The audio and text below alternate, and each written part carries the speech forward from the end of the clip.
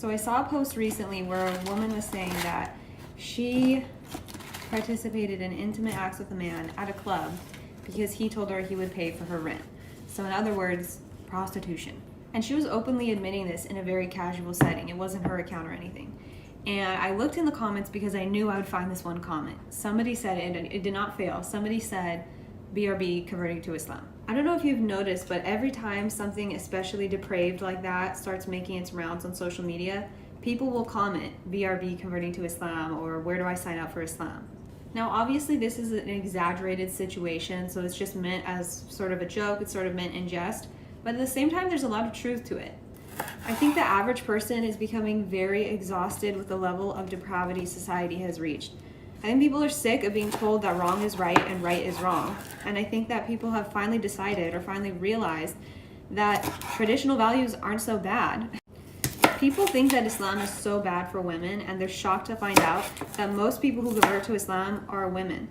But the reality is, Western society is terrible to women. It treats us like garbage, it works us to the bone, and gives us absolutely no value except for how we look. That's why so many women, including myself, have embraced Islam and are living fulfilled lives because of it.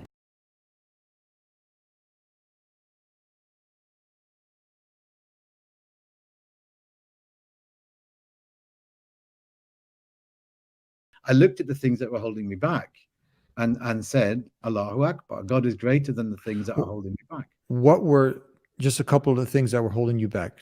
I looked at everything else that life could give me, and I didn't really need alcohol. I didn't need other things that the West was making available for me to consume. Something that does face men is this fetishization of women. Desire to do whatever one wants to women unhindered, without any kind of responsibility. Oh, this is deeply embedded in us. So you just hit a spot. I was just listening to someone the other day also, and in an interview, and he was saying the same thing. This is a well-known personality, and he was saying, look, he was kind of insinuating that he still wants to play with the ladies. Well, it's very profound, and it's very deeply embedded in men. It's one of the, it's pre-alcohol, whatever it is you might have taken before becoming Muslim. It's a deeply embedded one that comes in through Hollywood predominantly. And you could say in some ways it's the heightening of desire for the opposite sex. It's a heightening of that. It's brought into an unnatural thing. Nowadays, people don't even want to say they've got a boyfriend or a girlfriend. That's how much they shun this idea of having any formalities to the relationship. Yeah. They don't want any formalities to a relationship. They want this, and they might well stay together for decades, but they don't want this label. They might say it's my partner. They don't want to say boyfriend or girlfriend. And when I grew up, it was kind of like you say, I'm seeing somebody. I'm seeing her. What it meant, it was your girlfriend. But you wouldn't ever want to say girlfriend because that was too serious, let alone wife. So this unhindered desire, this unrestrained element of attraction that's been put in our heads. There was other desires I had to overcome. I mean, I realized that was the last one, and it's deeply ingrained in men. My rule for myself was no more sex casually, because you get attached to a guy when that happens, and whether you want to or not, and not if you're drinking. Now, if you still drink, have all the casual sex you want, because you're not present for it. So your body doesn't form as much of a bond. Now I don't drink anymore. So when I have sex, it's like my body thinks I'm making a baby with this guy. And then the next day you're like, going crazy, and now my body thinks I love him, and then I can't get any work done because I'm worried about him not watching my Instagram story or whatever it is. And I really feel like it throws me off as a human being and depresses me. A lot of emotional turmoil comes with sex for me, and so I was like, no more sex. And this guy didn't really mean anything to me. He's already been so mean to me, but but I'd already hooked up with him, so the comfort level was there. The next day, I'm like, why isn't he like? It got in. It got in. Of course. And with him also, it was the holding my hand walking down the hallway after he walked me to the elevator, not even to the lobby, just the elevator. Holding my hand, it's like a very intimate thing that men do on first dates that sends the wrong message to women, and they're doing it because they want they want to they don't know they're doing this, but men, you hold our hands on first dates not because you want to be our boyfriend. Sometimes that's the case where you feel like close to us and you want to show that, but it is to develop a false sense of security so that you can get later on that night. And it's not nice. Stop holding our hands on first dates unless you want to be our boyfriend. Stop it, because that is a thing that when a woman gets her hand held, it's a very cherished feeling that you feel. It is. I don't hold hands with a lot of men, so when a man holds my hand, it is like, and if we're talking the hold hand like this, where it's like palm to palm and it's like a loose one, that's better than a locked. Because I've been making out with this guy and I thought, oh, making out, who cares? Making out is making out. Right. But even him, I'm like, I think about him all the time. I'm like, why did he only like my fire emoji that I just sent to him? Right. Why didn't he write back a fire emoji to me? Like, I'm analyzing these things. Was there a time when you it wasn't so emotional? Like you could be with guys and it when was... I drank. Yeah. Because I would get blackout drunk and I wouldn't remember the intimacy that had occurred. Right. And so I was really just free in my 20s to sleep around and I wasn't remembering any of the sex. So I wasn't actually like having that fun of sex, but at least I was getting it in. What made you shift to not drink? Because everyone whose careers I admired didn't drink. And I was like, interesting. There's something to this. And I have alcoholism in my family, and all of my sex was based on getting wasted enough to be able to have sex. And I was like, if I ever want a real relationship that isn't, every time I had sex, I had to get drunk. I remember one morning waking up with this guy that we had gotten wasted the night before, had sex. And the next day we were to hang out all day.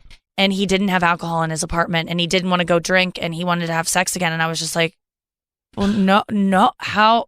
Well, no. How's that going to work? But of course I had to, because I'm like, I did it last night. Why wouldn't I want to today? Right. And so then you just feel like sober sex in the morning after a hookup when the guy is like, you were into it last night. Yeah. It's just the worst sex because you're almost raping yourself with him.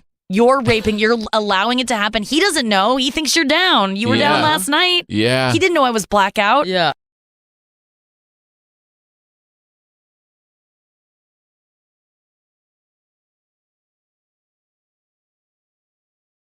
In her new book, The Case Against the Sexual Revolution, she explains from a socio-evolutionary perspective why today's liberal hookup culture is actually bad for women.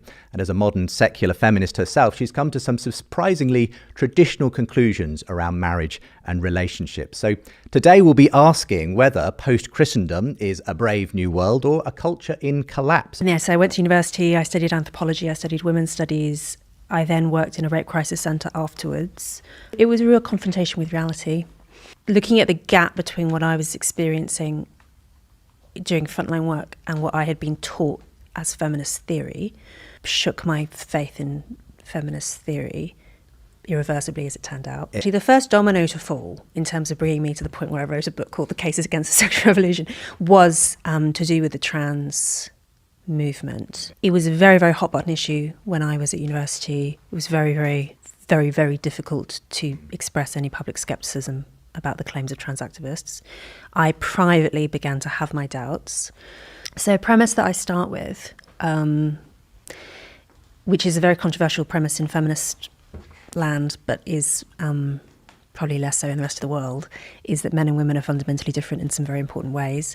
And some of those differences are physical, and some of those differences are psychological. And the psychological differences are average ones, and there are outliers, but they are nevertheless real, and they're important at the population level. So, for instance, men are higher in a term that psychologists call sociosexuality, which is one's desire for sexual variety, essentially, a drive towards having multiple partners, casual novelty, sex, and so on. Yeah. Exactly. Which no one, I think, should be surprised to hear, because that obviously should sort of hold true in our experience of the world, but it's just very, very difficult to say in progressive circles where the blank slate doctrine dominates.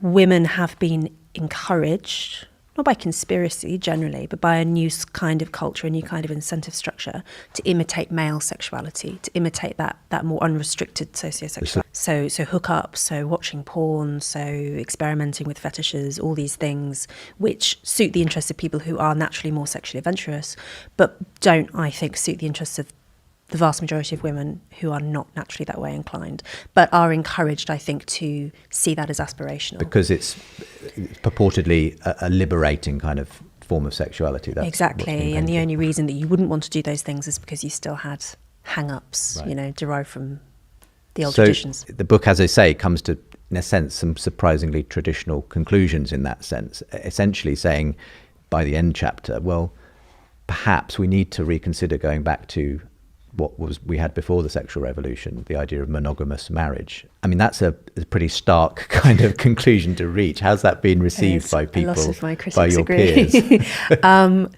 Yes, so a common view among feminist friends and colleagues who've read the book is they love it right up until the last chapter where I make the case for monogamous marriage.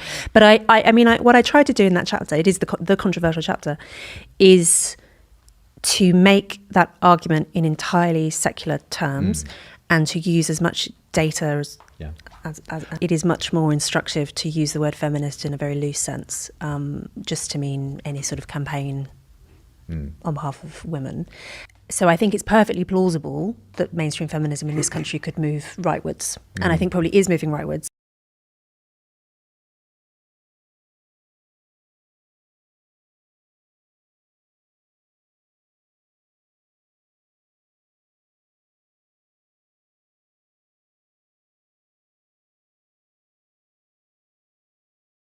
A view that I've had expressed to me quite often from liberal feminists is that the problem with the sexual revolution is that we never finished it, we never fully accomplished it, that the project was all about liberating ourselves, and we are not yet liberated, and that's why people are in pain, and so we need to just sort of continue the project right to the very end of the long dusty road, and that any attempts to roll back that freedom project would be a mistake. I mean, so where I differ on that is I think that actually the project was fundamentally misconceived from the beginning, and we are seeing the inevitable consequences of throwing freedom at a society that is in denial about the nature of sexual difference. You say so powerfully in this book that the whole sexual revolution has been a boon for caddish men, for the Hugh Hefner types. And so, but it's justified by contemporary liberal feminists as being something beneficial for women. But in fact, those who have benefited the most are the ones who have the most contempt for women. Yeah.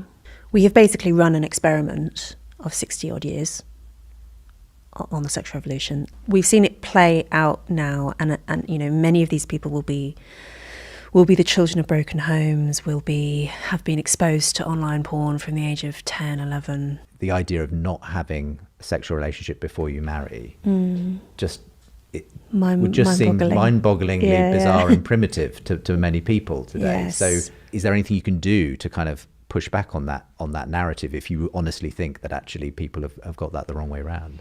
There's a plot line where one of the characters decides not to have sex with a boyfriend who she then becomes engaged to as a sort of experiment. She's obviously not a virgin, but and then it comes to the night before their wedding, and she discovers that he's impotent, and it ends up destroying the marriage. It doesn't last very long. This is the nightmare scenario presented to people for whom the idea of not having premarital sex is bizarrely old-fashioned.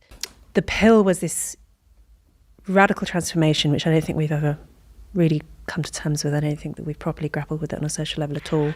I think it is extremely likely that we will have new technology shocks, that we will have new transformations of society. I mean, COVID was one little taste of what might come from a world in which we are vulnerable to disease in ways that we have got used to not being vulnerable to. If we enter a post-antibiotic world, which is a very serious threat, that will have completely transformative social effects.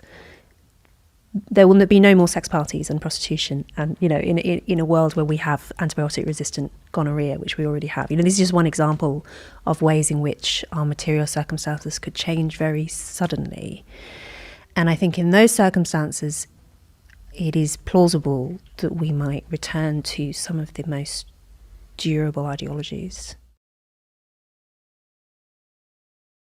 If you look at the data, the class skew on marriage is absolutely incredible. In this country, also in the States and in other places. You get a liberal elite who tend to talk negatively about marriage and are opposed to marriage incentives in policy making and so forth, that they are actually the group of people who are most likely to themselves get married and stay married. If you've heard the expression luxury belief, an idea which confers status on rich people and harms poor people, the anti-marriage sexual revolution idea is a really great example of a luxury belief, because it's deeply unfashionable on the left to talk about marriage being a force for good, but actually people in elite positions who are wealthier upper middle classes for themselves love marriage and are the group most likely to choose it for themselves and wish it for their children and so on. They're just reluctant to prescribe it for the rest of society, which actually disproportionately harms poorer people.